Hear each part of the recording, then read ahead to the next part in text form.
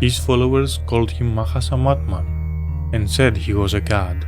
He preferred to drop the Maha and the Atman, however, and called himself Sam.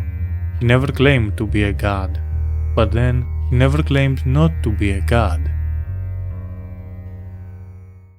Lord of Light is a phenomenal book, filled with political intrigues, epic battles and Hindu gods, drawing inspiration from Indian epic tales like the Mahabharata and blending together science fiction with fantasy, tells a mythological space story. Written in 1967 by author Roger Zelazny, is a story about survival, freedom and change. He's often cited as a new wave writer, but he never considered himself to be one, but nonetheless he is a great writer. We are brutally thrown to its mythic world by Buddhist scriptures and poetic passages. Our introduction to Lord of Light is not what you expect of a fantasy book, as we start just before the end. The first chapter is chronologically the second to last. Zelazny is setting up a war while at the same time is blasting us with the outcome of the battle that the rest of the book will be setting up. Like spoilers, dude? It's definitely a weird move on his part. I sometimes do like to play around with the structure of a book, obviously. And by that, he forces us to focus on the journey while at the same time he gets to have the two war chapters back to back, which is awesome. He doesn't really want to talk about his work. His Hugo Award acceptance speech was short, 3 sentences short. Completely unexpected, thank you very much, end of speech. He prefers for his work to speak for itself, but I'm going to blab about it anyway. If you like mythology, with your average taste of science fantasy while charismatic, bigger-than-life characters are blabbing about their ideals, plotting and scheming to overthrow the gods, then look no further than Lord of Light. If you haven't read the book, I'd say go for it and then come back, cause there's a lot of find and love in that book and it's always better to walk in unspoiled. Though I started writing it as one, this is not a review of Lord of Light, but a wannabe video essay about it, so spoilers alert. From the start, it's clear that Zelazny requires your attention. The plot is easy to follow and he quickly sets the tone of the world, how it looks, what's about, but to really understand it, how everything works and who is who, it's a bit more difficult. You can lose a lot in your first reading of it. It's something like the Pink Letter where you have to connect the dots to make sense of it. Information is mostly given through dialogue that feels natural and not just for exposition. We'll learn along with Sam, so pieces of information are scattered throughout the book. Connecting them, you slowly start to piece out something about an uninhabitable Earth, a crew and a colony. We begin to understand that humankind left Earth seeking home to other planets. We don't know exactly why Earth became uninhabitable or if other colonized planets exist. Probably the colonists were Indians. There are hints. Their ship was called the Star of India, Hinduism is the religion of their forebears, and yet they have pretty much American names. It's not clear. And really it's not important, it's just the background information for the characters to act. And boy, they do act. A couple of hundred or even thousands of years since the arrival, through war and domination, humans were able to beat the planet and establish themselves as its rulers, forming this new civilization spawned by those of the original crew, the first, and their offsprings. It is a very weird setting as we get some sort of an archaic-like civilization contrasting with futuristic technology and an alien planet with 3 moons, alien demons, blue trunk trees, and more. It's like Tatooine on Avatar drugs, purely majestic. Centuries have passed and the crew still remain alive and kicking, shaping the world as they like, thanks to the procedure known as renewal. Through renewal, the transfer of one's consciousness to a new body is possible, prolonging life itself, basically granting immortality. This was also the starting point of the story. Everything began when Zelazny cut himself shaving before a talk and thought, damn, wouldn't it be nice to be able to change bodies? It all sparked from there. It really makes you think what it takes to be a writer, and a good one for that matter. It's also quite witty how he managed to put that in the book. And so, with renewal, heaven was at hand. But we humans have this sort of special ability to be able to beget conflict even in paradise. It's only natural for a group of people to have different ideas. Here, it was Descartes against accelerationists. The first wanting to keep their knowledge and technology for themselves, were the second in favor of sharing that with the rest of the world. Isn't every conflict always about the struggle for power? For centuries, every council could be an excuse for parties and festivals, setting aside great decision-making, prolonging the conflict. And so the main population would remain in the past. In the past, sure, but anyone had the right to renewal. By the time you get 60, you'd went through renewal and get a new body. Simple as that, no questions asked. But not for long. Eventually, the conflict among Descartes and accelerationists rose, and the split became inevitable. Descartes could take the upper hand, taking the personas of Hindu gods and enforcing their religion as a revealed one. Having the upper hand, they refuse renewal to their political enemies, driving them to extinction. Controlling now renewal, one could get a new aesthetic body, a young healthy one, or even find himself as a dog, all according to how anyone fits in their world. And all of this is just the premise. The flavor. Lord of Light tells a story of human conflict, political and ideological intrigues, and survival. But most importantly, about human nature. Our protagonist Sam is of the original crew, who distinguished himself through wars, raised cities, and played a major role in shaping the world. He was put in charge of the northern provinces, and slowly, he stopped attending to the party councils. He is basically portrayed as an accelerationist, but it's a bit more complicated. Nonetheless, Sam will find himself in all this mess quite abruptly when time comes for his renewal. He can choose either the halo or death. An oppressive system though is not his taste, nor is death. He likes to make his own path, and so, opposition it is, and the story starts. Like a modern Odysseus, Sam has much more to offer to the conflict than brute strength. Zelazny is fascinated by flawed characters with a streak of greatness. He wants his characters to go through changes and be impacted by the events that take place. We can see that in almost every major character of Lord of Light. Sam is a trickster, a general, a god, and a charlatan. He is a flawed character with his own past, relationships, and ideas. His motives may seem good, but he is definitely not altruistic. He is as selfish as any of us. He will use religion as a tool, and he will assassinate under his victim's roof. It's also through his ego that he eventually finds defeat on the fields of conceit upon receiving his belt. He forgoes every precaution he had till then and dies. Nonetheless, despite his ego, Zelazny's writing makes you root for him. He fights for survival in a war that to him does not feel to be either wholly wrong nor right. There is no victory at the end of his path, only change, and the guilt of whatever outcome will be his. Through the book he will change, and with every change he will get a new name as well, signifying a new era. And he will have many names, as will the other characters have too. So many names that could even make Dostoevsky blush. It sure is confusing, remembering each and every name. Flipping back pages is almost required to keep track of all of it, and Hindu deities don't make it any easier. He alone will be Mahasamatman, Siddhartha, Kalkin, Tathagatha.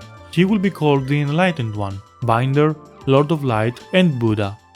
He is the central part of the story and the more fleshed out character. After all, the book is not very large. Yet we get similar treatment for the main cast of characters as well, with each one having different personalities and motives, and almost everyone goes through some sort of a change. For some, Buddhism is but a ploy, a strategy to weaken the heavens and their hold on humanity, but through it, Rield finds truth and enlightenment. He who was once an assassin finds peace through the teachings of a charlatan and is given a new name, Sugata, becoming a Buddha himself. How often do we find truth from false prophets? Nobody's ever gotten to a single truth without lying 14 times first, and maybe 114, and that's an honorable thing in its way, Razumunkin tells us. We can surely go on an existential rabbit hole for the truth, but those teachings were never Sam's to begin with, so he's not lying per se, he just had the privilege to know Earth's history. Sugata, not having this privilege, is not bound by its history, and that's why he's able to reach enlightenment. He is free from history and manages to walk his own path, even if it leads to his sacrifice. Having reached a status equal or even greater to Sam's, he chooses to fight Yama, not as Rield or Sugata, but as Nameless, and even manages to leave a teaching of his own in doing so. His choice to die to protect that which he deems most precious mirrors Sam's purest motives, but unlike Sam, Nameless managed to forsake his own ego, something that Sam never really manages, even till the end. Nameless is really a great character, and it's a shame that his part is mostly contained within the third chapter. He is not remembered at the end, not when the Buddhists take up the arms during the final fight against Niriti, nor with Mara's Buddhist views on violence and intent. Missed opportunities, I say. Yet, like Rield, it falls to us the choice whether we will go further with these so-called lies or not. That's Zelazny's greatest irony with it. Yama, another major character, the one dressed in all red, is the personification of death. I don't really get what the whole never got to be young is, but it's a nice detail and I like him as much as some, if not more. He was marked by his own thirst for knowledge, and he was trapped in an aged body, while kept researching and inventing. He is mostly the sole reason gods were able to become gods, and this unstoppable force they are during the story. He is the Leonardo da Vinci of his era, always working on something new, always having an ace on his sleeve. He cannot be killed save by his own choosing. Descartes or accelerationists to him are irrelevant, he is simply in love. Yet for Kali, he opposes some.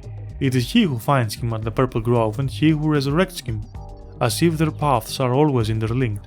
Almost everything he does can be traced back to his love for Kali, Sam's ex-wife. It's quite complicated. But even when betrayed and filled with hate, Yama's love never fades. He decides not to take his vengeance upon her, but on the institution that forced the betrayal, to heaven. Sam is many things, but Yama is always commanding. Even when he fails, maybe because of pride, maybe because of pure aura, his intimidating red appearance never leaves him. It is only through luck and trickery that Sam was able to make it out alive from the Purple Grove. Through his battle with Mara, we get to see his terrifying powers. He proves his swordsmanship against Rild. He is the lens from which we get a better understanding on the aspects, the abilities that the gods possess, and a poetic view on Descartism, contrasting Brahma's more pragmatic one. Because everyone will have the spotlight and time to make their case. It's not just our guys good and they bad, although yeah, oppression is oppression, but ideas have to challenge each other. Why settle with a simple answer, not hear all sides and decide for ourselves? It's not only about politics though. Zelazny is exploring a lot more. Through renewal, he manages to pose questions about sex. It's not the left hand of darkness by any means on this matter, but nonetheless ideas are here. With renewal, one can choose or have to change sex. One might find more freedom as a man than they did as a woman, and there are some positions only a man can fill. Madeleine wanted to be a man, but Kali was practically forced to the male position of Brahma. Helba's sex of birth is unknown, as they like to repeatedly alter both genders. Does this count as queer representation or a comment on patriarchy? Maybe, I guess. Not a queer person myself, but I believe it's nice finding gender identity questions even in a 1967 book. We see Madeleine go through some sort of a gender dysphoria and never quite feeling at ease on her male bodies, even though she always wanted to be a man. It's as if her female identity is transcending bodies and she is always a woman at heart. Looking at it on face value, it seems a bit transphobic, maybe?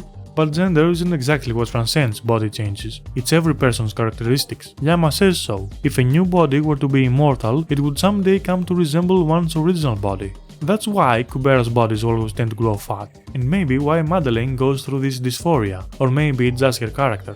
Zelazny does not pretend to give some sort of an answer on sex identity, and I think that's what's great about it. He explores what could be possible with body changes in different circumstances and with different characters. He could surely do more of it, but he tries, and I give him credit for it. Immortality or longevity is also a major theme of this novel, like everything else a recurrent idea to Zelazny's work. My character thinks more by the virtue of having more time in which to do it, he says. But as a major theme, I find that Zelazny does not do much with it. The thing can be summed up in a conversation Sam has with his ex-wife discussing their past selves. Even in our short-lived lives, we go through many changes and find ourselves forgetting what it was to be a child. We so easily get lost that it is easy to believe that no one stays the same for 1,000 years. True death is cited often, but the idea of it, of death and fear of it, or whatever death represents besides Yama, is very much absent. Le Guin's third Earthsea novel, in contrast, does more with the idea of death. Are we even humans without death? Should we fear it or welcome it? Death is so important to every culture, and we don't get to see much of what we gained or lost by abolishing it in Lord of Light. To someone who lives 1,000 years, Zelazny says humor must be quite important as well. He's very fond of the Elizabethans, who no matter how serious a scene was, the author always had time to sleep in a pan when they were talking. There's a pun? Oh god. Obviously there's a pun. People love my puns. They love how obscure they are. We see that in Lord of Light, and its humor became rather controversial. It may feel like breaking the immersion when godlike figures talk about Marxism or therapy. But I find their witty sense of humor and their poetic justifications to be humanizing. Cheering those godlike figures speaking of common things, joking as we would, makes them feel like they could fit in our world, as if this reality could indeed be our future. It also shows how they see themselves. Yes, they are powerful, of course, when compared to a normal person, us, but among themselves, they are as much gods as they have appetite for theatrics, and seldom do real actors take their role home. It's all just a play. Yet some do. So IRL as in Lord of Light. His writing is so immersive and captivating that it's only natural to stumble when those self-imposed gods reveal their true colors and break character, one might say. But doesn't that say a lot for its atmosphere if nothing else? This is where the novel truly shines. Zelazny's unique style is poetic and theatrical. His writing puts you in the heart of the scene while bringing out mythical and biblical flavors. You can hear the sound of drums and feel the silence. Sam as the Enlightened One invokes mysticism and as Culkin, power. When we finally go to the Eternal City, the city and the whole chapter feels magical. In a chapter with multiple scenes taking place around the same time, it builds to its climax slowly with mystery and drama, to finally end with a big bang. It can't help but feel that worldly. And every chapter stands out with its own flavor. Each one has its own self-contained story. There's even a murder mystery. But talking about atmosphere, we'd have to talk about the genres and mythologies he chose to incorporate too. Zelazny loves mythologies. His previous award-winning story, And Call Me Conrad, was about Greek mythology, and he will play around with almost every other mythology in his future works. Ultimately though, Zelazny was not an Indian, as Frank Herbert was not a Muslim, so his representation to some could fall short. But I don't think he uses it as a gimmick, but rather as a tool. Through it, he invokes atmosphere, personality traits, imagery and more. He uses quotes and proverbs as he begins each chapter and in dialogues to invoke mythic texture. It's not a comprehensive analysis of Hindu mythos or an essay on religion. It does not replace the Vedic writings, but sells the idea of how it would be to recreate that in an alien planet. He handles it with care and with as much respect as he has for his characters. His choice for Buddhism as the major opposition is also not random.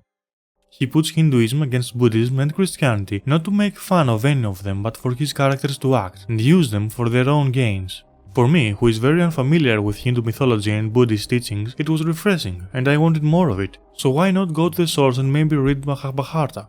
For once, he had me checking on Hermann S. Siddhartha, a lovely book that deserves its own video for sure, in which he also looked for inspiration on how to treat Buddhism religion. As far as science fiction and fantasy goes, Zelazny is in his field. He is not the first to try to merge the genres, nor the last. His friend George Martin would also blend the two genres in his most famous work, A Song of Ice and Fire, with its nuclear wastelands of Asai and orbiting spaceships. Through science comes the embodiment of gods, and through gods the fantastic. They complement each other and the line between them is blurred. Almost everything goes from its lens. We are introduced to a demon-like species only to later find out that they are simply pure energy living beings, and even later to find that they used to have bodies once, but managed to elevate their essence and forsake their bodies. They aren't exactly demons, they act as much, but they are a unique race. Gods also have scientific powers, weapons mostly created by Yama, and the aspects. Fantastical abilities that come through their sheer will, after years of doing drugs, hypnosis, meditation and neurosurgery. Everyone has something different. Yama, the god of death, has his death gaze that none man or creature can stand against, a fitting ability for death. It's not hard sci-fi, we get a sort of an explanation, but it has a fantastical spin around it. It's just how the Atman works. This sort of ever-interlinked science and fantasy is always present, never truly leaning towards one or the other. As the pages turn and the conflict grows, much awaited battles will take place among the opposed forces. What was a long and well-crafted setup with great duels and plotting leads to a war of which the outcome we already know. Yet it matters not. The scale is huge and we finally get to see Kalkin's true power. He single-handedly takes down almost 50 demigods, while Yama, who has switched sides by now— oh yes, Yama is an ally now, which is kinda funny cause he was introduced as an ally. Anyway, he has to face his friend Agni, who now took the position of Shiva. He doesn't wanna kill him. Agni killed Rudra to protect the honor of his wife, yet Shiva points his wand at him. But you cannot turn a creation against its creator. Yama proves he cannot be killed save by his own choosing. At the same time, Kalkin faces the rest of the gods and Mara, god I hate him, great rival though, and for a second time proves to be a formidable opponent, making it even more pleasant to know already how he will die in the first chapter. The battle quickly ends with the defeat of Kalkin, his first ever defeat. Only Brahma and Mara made it out alive though, so you can hardly call that a victory. Sam was defeated on the battlefield, but he also proved that the gods was not as formidable as they wanted you to believe. Neriti, the Black One, finds the opportunity to finally take up actions against them. In him, we found the Christianity of the Inquisition, the darkest parts of the Crusades. He sees his fellow crew members as blasphemers. He is a prime example of how easy it is to miss out something on this book. His name was popping a lot here and there throughout the book in easy-to-miss sentences, hinting at his wickedness and setting him up as a potential threat. It's also kinda weird that Siddhartha said Neriti is his Patreon. I guess he wanted to scare the masters of karma. He doesn't seem to like him in the rest of the book, nor to be in need of a Patreon. So I don't know. Anyway, 50 years have passed and the gods never healed from the Battle of Kinshit. And Neriti is even more powerful. The resurrection has already happened in the first chapter and now we're walking towards a new war of Neriti against the heavens. Sam, Yama, Kubera and Krishna, the Lokapalas, are the ones that can shift the balances. Alliances are discussed, plans are made, and the entire book is turned upside down. In the face of annihilation, we look at things for what they are really worth. The Loka Palace want freedom, the gods are but a shadow of what they used to be, Niriti wants to enforce another religion with whatever means necessary, and Taraka simply wants to test his power against Yama. The Battle of Kaipur is bloody and short. We focus only on major characters and their demise, and it's Yama's time to shine again. He does an Arya Stark for God's sake, striking with his right hand and dropping the blade with his left for a true strike. Damn, he's the best! And Niriti falls to the united forces of heaven in the Loka Palace, ending the conflict while having a sort of a revelation worshipping some... again, weird, but okay. Yama probably suffered the most, losing his lover and gaining a daughter. Let's face it, it's the same person, so maybe now, given a new life, Kali can move past her thirst for chaos. I've recently read a review criticizing the lack of important women parts in the story. It hadn't occurred to me before, and yes, it is more or less a male story, but I'm more bothered that Kali, the most pronounced female character, didn't get to have a character development by her own will, but ended up as a retarded child and hoping for some kind of character development off-screen. Well, there are only 2 women's parts in it, and both of them are absolute crappage, particularly Calpurnia. Oh, you noticed that, did you? The end is poetic, it leaves much to the imagination and his characters free. Sam didn't get a happy ending, we knew as much. Sam is not the guy who'd party after killing his enemies, he simply wants to live as he wants, as any other man does. And enemies is such a big word, were they truly those past lovers, past crewmates, past friends, enemies? Nothing in our world or in Sam's world is that simple. He proves that in the end when they take up arms together. And as we said, this story is about those characters and their choices. We set out for a journey, not for the happy ending. And maybe the journey is not over yet. As a true myth, its end is open-ended. Lord of Light quickly became a hit. It got a Hugo and was nominated for Nebula as well for Best Novel. The story would find its way to theatrical play and be optioned for a film in a production more extraordinary than the book itself. Zelazny was not involved in the play in any way, and actually never got to see it as well. KPFA Radio said about the play, They clearly had their hearts in the right place. They were really sincere, trying hard, but it just did not come off. For the film, a script was written with the intent to make a theme park as well. Kirby, famous for his work in comics, did concept arts, but eventually the project would be shelved, only to be later bought by the CIA. The Iranian Revolution had sparked and the CIA needed to rescue 6 diplomats from Tehran. The agents were to play as though scouting locations for a Hollywood movie in order to escape Iran. The movie that they were pretending to be making was Lord of Light, renamed as Argo. A story that, unlike Zelazny's, would find itself in the theaters. In a book of less than 300 pages, Zelazny manages to explore a lot. In Sam's rebellious quest for survival, we get to explore human nature while throwing ideas at us from ideologies and religion to even sex. Not all will be explored as deeply, but shows that he cares and even maybe you should care. I don't know, it's up to you. But also don't look for answers here, it's always a conversation. Sure, you can find flaws in his representation, humor or pacing, but the overall experience, the taste in your mind that leaves you when you put the book down is a good one, and full of mythic textures. It makes it worth reading, and even more rereading it. Thanks for bearing with me during my mumbling about this book, and I hope you enjoyed it despite my accent. There were some stuff I wanted to discuss more about, but I was afraid it might drag, so they were cut. I'd like to hear your thoughts about this book as well, so comment away. And until the next time, take care. Also, haven't said anything about the chosen archetype at all. Sam is the only one who can stand against heaven, but Sam is not chosen by fate or birth or even power, if you will. Yama is as capable as Sam, if not more powerful, but Sam is just the one who acts, and the one who understands. And that's why he is the one. So I will end up with this by Nikos Kazantzakis. Law of responsibility. Say it is my duty and mine alone to save this earth. If it is not saved, then I alone am to blame.